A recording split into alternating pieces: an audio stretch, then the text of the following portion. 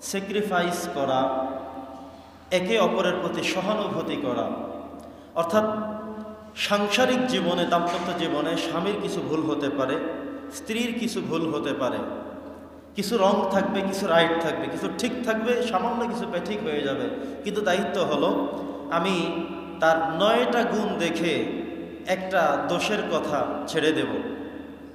একটা মানুষের মধ্যে 10টা জিনিস যদি আপনি ক্লাসিফিকেশন করেন, স্ত্রীর মধ্যে 9টা গুণ আছে, একটার অভাব, একটাকে ছেড়ে দেন। স্ত্রীদেরকে বলা হলো এটা আপনার স্বামীর মধ্যে, হাজব্যান্ডের মধ্যে 10টা গুণ আপনি শনাক্ত করলেন যে 10টা গুণ থাকলে উনি আমার প্রিয়, একটা তার ভুল, 2টা তার ভুল, এই 2টাকে ছেড়ে দেন। আপনি 100% পাবেন না, সবগুলো পাবেন না, সব প্রুভ হবে কোনো মানুষ দিয়ে, এটা হতে পারে না। প্রত্যেকটি মানুষ দোষে গুণই মানুষ, কারো কোনোটা গুণ বেশি থাকে, কারো কোনোটার দোষ বেশি থাকে। সব কিছু মিলিয়েই আমাদেরকে মনে রাখতে হবে, সিদ্ধান্ত করতে হবে যে আমরা যেন আমাদের স্যাক্রিফাইসের বিষয়টাকে বেশি প্রাধান্য দেই, স্যাক্রিফাইসের বিষয়টাকে বেশি যেন আমরা গুরুত্ব দেই।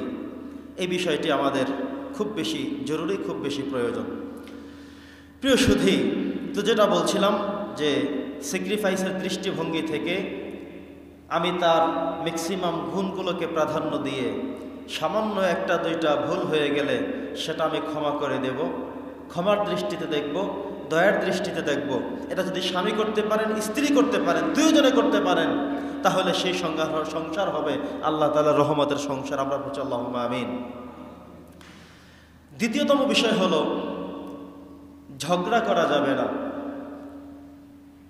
দুজনের মধ্যেই পারিবারিক জীবনে এসে, সাংসারিক জীবনে এসে, দাম্পত্য জীবনে এসে এমন হবে একটা বিষয়ে আপনার মনের বিরুদ্ধে হয়ে গেল, স্ত্রীর বিরুদ্ধে হয়ে গেল স্বামীর কাজ, স্বামীর বিরুদ্ধে হয়ে গেল স্ত্রীর কাজ। সে সময় ঝগড়ায় না জড়িয়ে যদি আমরা শান্তশিষ্টভাবে, নরম কণ্ঠে, নরম হৃদয়ে, ইসলাহের নিয়তে আমরা যদি সেটাকে উপস্থাপন করি তাহলে সহজ হয়ে যায়। কিন্তু আমরা এমন ওত পেতে বসে থাকি, আমরা স্বামীরা কখনো কখনো এমন হয় যাদের মেজাজ খারাপ, দোষ ধরার জন্য বসে থাকি, কখন একটা দোষ পাওয়া যাবে অমনি ধরে ঝগড়া শুরু। স্ত্রীরা বসে থাকে, স্বামীর কখন দোষ পাওয়া যাবে সেই দোষ নিয়ে ধরবে। এভাবে কিছু মানুষ থাকে ন্যাচারালি, প্রাকৃতিকগতভাবে, বংশীয়গতভাবে, জন্মগতভাবে, ব্যক্তিগতভাবে কিছু আক্রোশ থাকে। যদি এমন হয় তাহলে সেই সংসারকে আপনি শান্তির সংসার বানাতে পারবেন না, সেই সংসারকে আপনি উত্তম সংসার হিসেবে পরিগণিত করতে পারবেন না। এজন্য আমাদেরকে ঝগড়া, বিবাদ এগুলো এড়িয়ে চলতে হবে।